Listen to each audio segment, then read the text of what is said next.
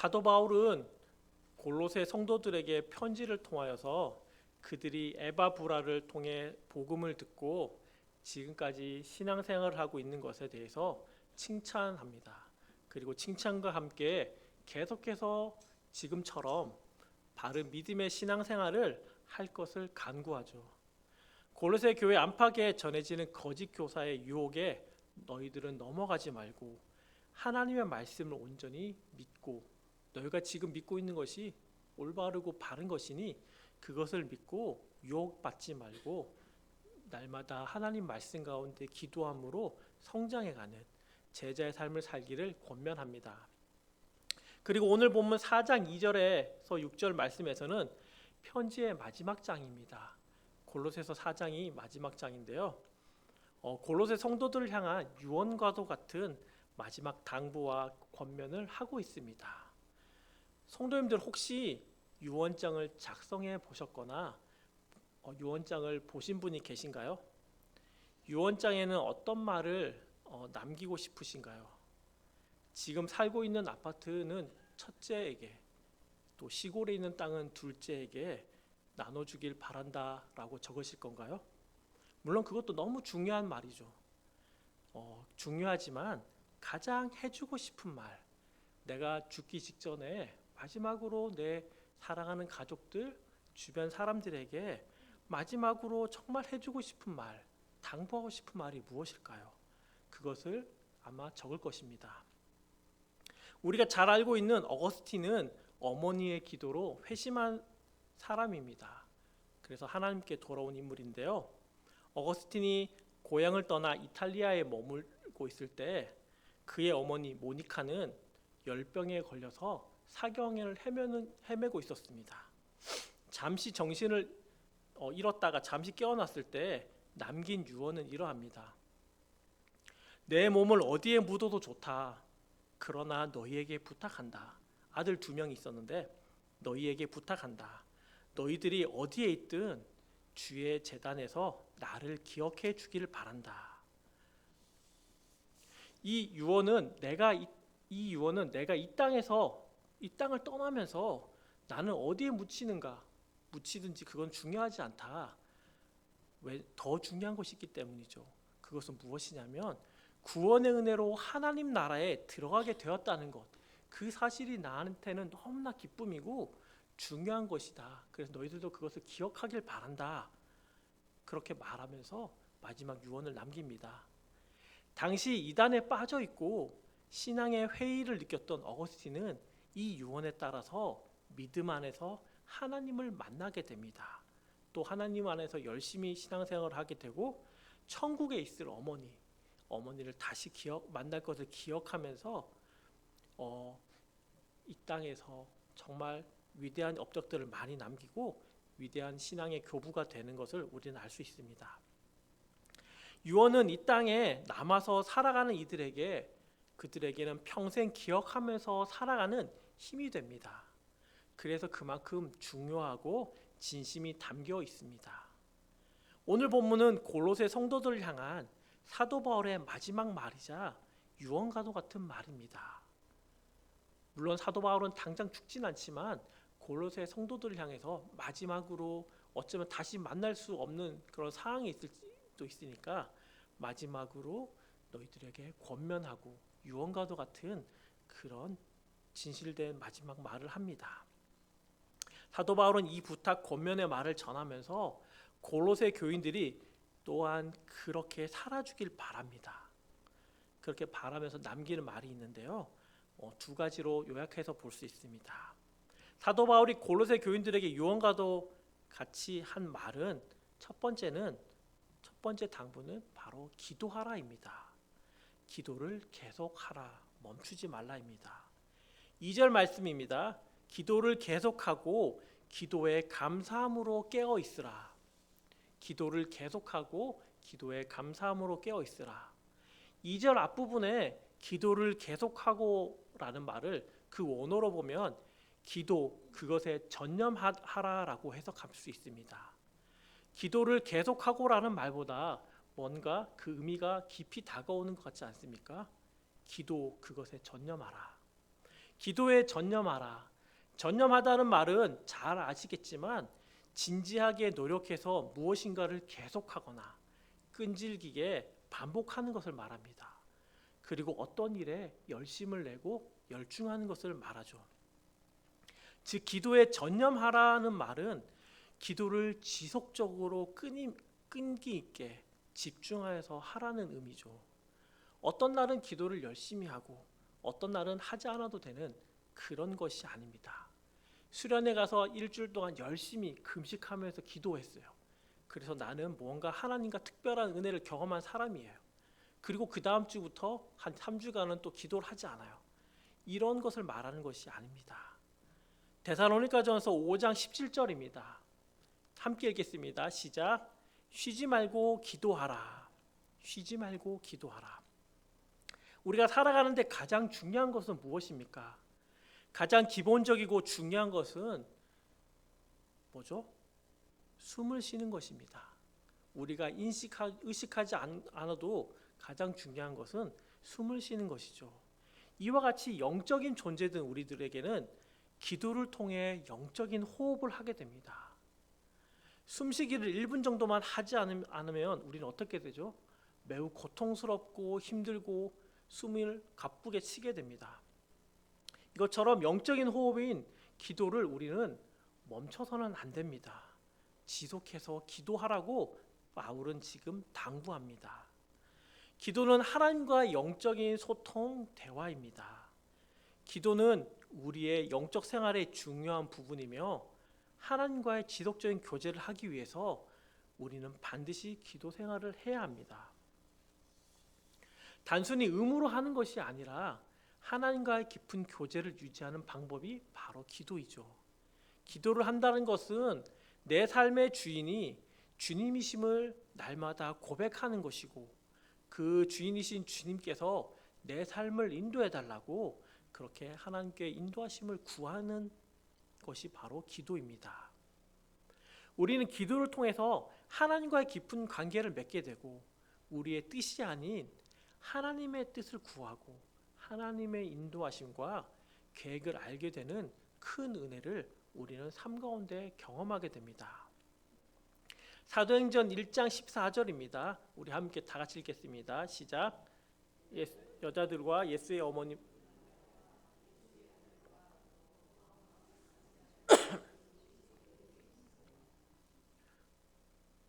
초대교회의 그리스도인들은 기도에 전념하는 사람들이었고 그때 당시의 교회는 기도에 전념하는 공동체였습니다. 예수님이 승천하신 후에 제자들은 예수님의 어머니 마리아와 예수님의 동생들과 함께 마음을 같이하여 기도에 전념하였습니다. 바울 또한 기도에 전념하던 사람으로서 골로새 성도들을 위하여 그치지 않고 지속적으로 기도함으로써 기도의 본을 보여주었죠. 또한 기도할 때 감사함으로 깨어 있으라라고 합니다. 감사함으로 깨어 있으라. 이 땅을 살아가는 우리들은 영원한 삶을 사는 것이 아니라 다시 오실 주님을 기다리면서 이 땅을 살아가는 사람들입니다. 하나님 나라를 소망하면서 이 땅을 살아가되 다시 오실 주님을 간절히 기다리는 삶이 그리스도인의 삶임을 잊지 않고 깨어 기도함을 바울은 골로새 성도들에게 지금 당부하고 있습니다. 또한 감사의 마음을 가지고 기도하라고 강조합니다. 그 이유는 무엇보다 하나님께서 그들을 택하셨고 거룩하고 사랑받는 주님의 자녀가 되게 하셨기 때문입니다. 에바브라를 통해서 복음을 듣고 구원받은 백성이다. 너희들은 하나님의 사랑하는 자녀들이다. 그러니 나를 향한 불신이나 눈앞의 고통으로 낙심함으로 그렇게 기도하지 말라고 합니다. 기도할 때 하나님께서 반드시 들어주시는 분임을 믿고 기도해야 하는 것입니다. 우리는 이런 믿음으로 기도하고 하나님께서 하나님의 방법과 가장 올바른 때에 응답하심을 기대하고 기다리는 것이 우리의 올바른 태도입니다. 하나님 나라를 소망함으로 살아가는 그리스도인들의 삶은 이 땅에서 깨어서 감사함으로 기도하는 삶을 살아가는 사람들입니다. 바울은 골로새 성도들이 믿음을 잘 지키면서 다시 오실 주님을 기다리면서 기도의 삶, 하늘의 소망을 두고 이 땅에서 날마다 하나님과 영적인 교제를 게을리하지 않고 풍성한 하나님의 은혜 가운데 살아가는 성도들이 다 되기를 간절히 바라면서 기도하라고 그렇게 유언하고 지금 권면하고 있습니다. 그리고 기도는 나의 영적인 호흡, 성전과 더불어 하나님의 구원 사역에 참여하는 중요한 수단임을 우리에게 가르쳐 줍니다. 3, 4절 말씀도 다 같이 읽겠습니다. 시작. 우리 기도하되 하나님이 전도할 문을 우리에게 열어주사 그리스도의 비밀을 말하게 하시기를 구하라. 내가 이 일 때문에 매임을 당하였노라. 그리하면 내가 마땅히 할 말로써 이 비밀을 나타내리라. 바울은 자신과 동역자들을 위해 기도해 달라고 요청합니다. 이는 우리가 사역자들을 위해 기도하는 것이 얼마나 중요한지를 보여줍니다. 특별히 선교 현장에 가 있는 선교사님들의 그 사역과 가정을 두고 기도하는 것은 우리가 마땅히 해야 하는 아주 중요한 사역입니다. 직접 현장에 가서 함께 하는 것은 아니지만 동일한 마음으로 있는 그 자리에서 믿음으로 기도하는 것은 아주 중요한 사역이라고 말씀하고 있습니다. 하나님께서 기뻐하시는 일이고 하나님의 선교 사역에 함께 동참하는 귀한 사역입니다. 바울의 기도 요청에 우리가 주목해야 할 것이 하나 있는데요. 그것은 바울은 자신을 위한 기도 부탁을 하면서 자신의 귀한 사역, 복음 증거의 문을 열어달라고 기도하고 있다는 것입니다. 바울은 지금 로마에서 가택 연금되어 있는 상황입니다. 자신이 밖을 나갈 수 없는 상황에서 방문하는 이들에게 제한적으로 복음을 전하고 말씀을 가르칠 수밖에 없는 상황이죠. 이런 상황에서 바울은 자신이 받은 사명인 복음 증거를 위해 기도를 부탁합니다. 바로 전도의 문을 열어주소서, 복음을 전하게 하소서라고 기도 요청합니다. CCC 설립자인 빌 브라이트 박사님은 자신이 죽기 전까지 자신을 위한 기도 제목을 늘 성령 충만을 위해서 기도해달라고 요청하였습니다. 성령 충만하여서 하나님과 늘 깊은 교제 가운데 그리고 깨어서 복음을 전하는 전도자의 삶을 살아갈 수 있기를, 복음을 전하는 삶을 멈추지 않기를 그렇게 기도해달라고 요청하였습니다. 비록 육체는 암으로 병들어가는 상황 속에서도 자신의 병을 치유해달라, 강건케 해달라 그런 기도가 아니라 마지막 순간까지 깨어서 복음 증거의 삶을 살아갈 수 있게 내가 성령 충만하고 기회를 얻어서 복음을 전할 수 있도록 그렇게 기도 부탁을 합니다. 사도 바울도 자신의 육체의 연약함, 자신이 지금 가택연금으로 자유롭지 않은 상황 속에서 감옥에서 내가 나갈 수 있게 나를 내보내달라고 그렇게 기도 부탁을 하는 것이 아니라, 나의 건강을 치료해달라고 기도 부탁을 하는 것이 아니라 복음의 문을, 전도할 수 있는 문을 열어달라고, 내가 복음을 증거하기를 원한다, 하나님께서 가장 기뻐하시고 나에게 주신 사명인 그 복음을 전하는 삶을 내가 살기 원한다, 그러니 그 일을 내가 할 수 있도록 계속해서 기도해달라고 말하고 있습니다. 이 땅에서 자신이 해야 할 사명이 무엇인지 분명히 알 수 있는 대목입니다. 사도 바울이 골로새 교인들에게 유언과도 같이 한 두 번째 당부 권면은 지혜로 행하여 세월을 아끼라입니다. 5절과 6절 말씀입니다. 다 같이 읽겠습니다. 외인에 대해서는 지혜로 행하여 세월을 아끼라. 너희 말을 항상 은혜 가운데서 소금으로 맛을 냄과 같이 하라. 그리하면 각 사람에게 마땅히 대답할 것을 알리라. 사도 바울은 외부 사람들과의 관계에서 골로새 성도들이 어떻게 행동하고 말해야 하는지를 가르쳐 줍니다. 여기서 외부 사람들은 하나님을 모르는 사람, 교회 밖에 있는 사람, 믿음이 없는 사람들을 말합니다. 우리는 창문입니다. 세상에 믿지 않는 사람들, 친구나 가족, 이웃들은 우리의 모습을 통해서 하나님이 어떤 분이신지를 보게 되는 것이죠. 말씀에서 이야기하는 놀라운 은혜, 우리를 구원해 주심, 성경에서의 특별한 하나님 주신 말씀, 또 기적들이 믿어져서 신앙생활을 시작하는 사람들은 극히 드뭅니다. 주변에 믿는 사람들, 바로 우리들의 모습을, 말과 행동을 보고서 믿을 만한지, 교회에 한번 가봐야지, 저 사람이 믿는 그런 하나님이라면 내가 한번 보고 싶다, 또 힘든 가운데 내가 한번 기도해보고 싶다, 또는 기도 부탁을 한번 해보고 싶다, 이렇게 해서 신앙생활을 시작하게 됩니다. 우리의 말과 행동이 그들에게는 교회 앞 문턱이 됩니다. 우리의 말과 행동이 하나님이 주신 지혜로 행함이 있다면 교회의 문턱은 낮아져서 그들이 들어오기 쉬운 곳이 되는 것이죠. 그렇다면 본문에서 말하는 지혜롭게 행한다는 말은 무슨 뜻일까요? 지혜롭게 행한다는 것은 하나님의 뜻을 알고 그 뜻에 따라 하나님을 기쁘시게 하는 것입니다. 즉, 이 시대를 본받지 말고 하나님의 뜻을 따라서 선을 행하면서도 모든 사람들과 더불어 화목한 것을 말합니다. 외부 사람들에게 지혜롭게 행한다는 것은 어떤 의미일까요? 성결하고 평화롭고 자비와 사랑으로 행하는 것입니다. 이렇게 행함으로써 고로새 성도들이 마을과 일터, 또 미용실, 또 목욕탕, 또 시장, 이런 곳에서 만나는 외부 사람들, 믿지 않는 사람들에게 선한 영향력을 나타내는 삶을 살아가는 것을 말합니다. 우리의 모습을 통해서 외부 사람들이, 믿지 않는 사람들이 호기심을 가지게 만들어야 하는 것이죠. 또한 지혜롭게 한다는 것은 시간과 관련하여서 올바른 태도를 가지는 것을 의미합니다.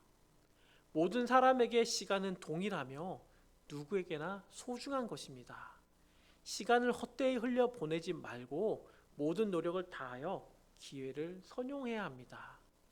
기회를 사서 가지라는 말입니다.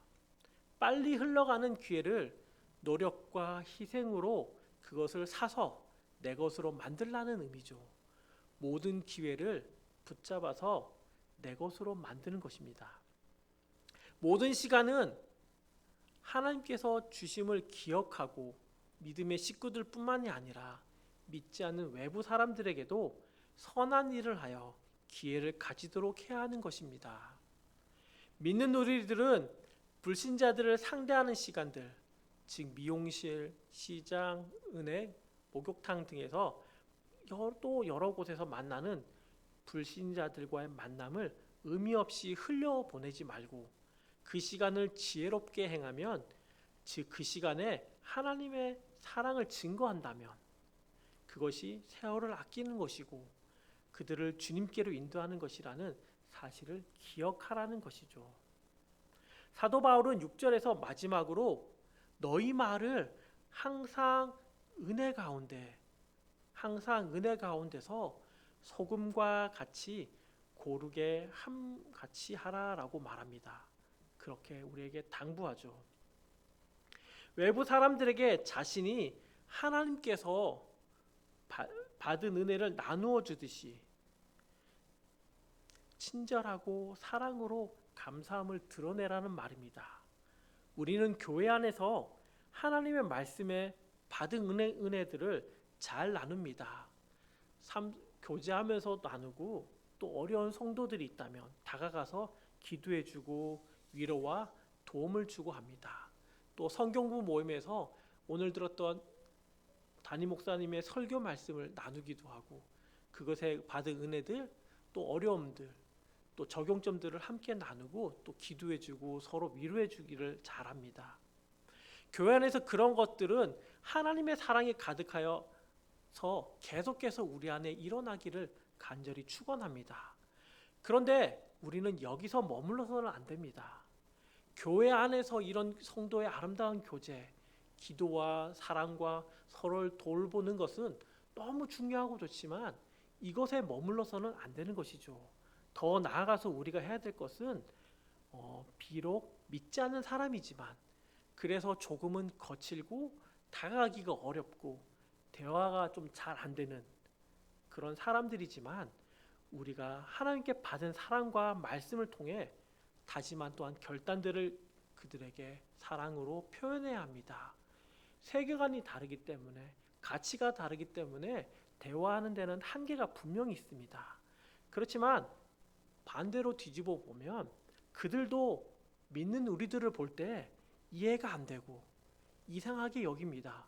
우리가 믿는 것들, 우리가 주일날 예배드리고 헌금하고 하나님을 찬양하는 것들, 또 수없이 삶을 나누는 것들, 그것에 대해서 엄청 신기해하는데 그것이 서울 안에 그런 간극들이 있습니다. 우리는 그런 간극들을 좁혀가야 하는 사람들입니다. 그들은 우리와 다른 사람이라고 생각하고 전혀 관계하지 않고 사랑을 전하는 대상 밖으로 여기서는 안 됩니다. 그들에게는 우리에게 간극을 좁히고 우리의 사랑을 전할 대상임을 우리는 기억해야 합니다. 6절에서 언급한 소금은 맛을 내는 아주 중요한 요소입니다. 욥은 이렇게 말하는데요. 싱거운 것이 소금 없이 먹히겠느냐? 닭의 알 흰자위가 맛이 있겠느냐라고 합니다. 그렇죠. 계란을 먹을 때는 꼭 소금이 필요합니다. 소금은 음식의 맛을 몇 배 더 돋보이게 합니다. 또한 고대 문헌에서 소금이라는 단어는 대화의 맛을 더한다는 은유적인 의미로 자주 사용되었습니다. 오늘 본문에서도 사도 바울은 소금을 대화의 맛을 더하고 말을 매력 있게 만드는 그런 것이라고 은유적으로 표현하고 있습니다. 바로 세상 사람들과 우리의 간격을 좁혀주는 그런 역할을 한다고 볼 수 있죠. 우리가 드라마를 보는 이유가 무엇입니까? 재미있어서 봅니까? 물론 재미있어서 보는 거지만 그것이 세상 사람들과 소통할 수 있는 좋은 기회가 될 수 있습니다. 또 우리가 하는 모든 여가 활동과 우리가 하는 모든 것은 바로 복음을 전할 수 있는 기회가 된다는 것을 명심하시기 바랍니다.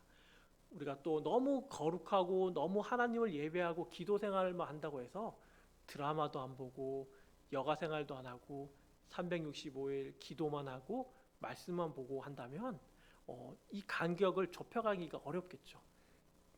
그래서 드라마도 보시고 또 사람들을 만남도 시장도 가시고 또 여가 활동으로 여러 활동들을 하면서 믿지 않는 사람들을 만날 수 있는 기회들을 많이 가지길 바랍니다. 바울은 그들의 믿지 않는 친구들, 이웃들 만나는 사람들에게 상냥하고 따뜻하고 매력 있는 말을 할 것을 당부합니다.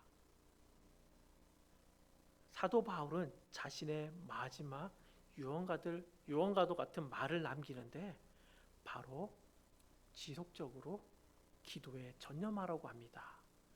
그리고 기도를 통해 우리의 삶 속에서 하나님과 영적인 교제를 할 것을 간절히 권면하고 있습니다.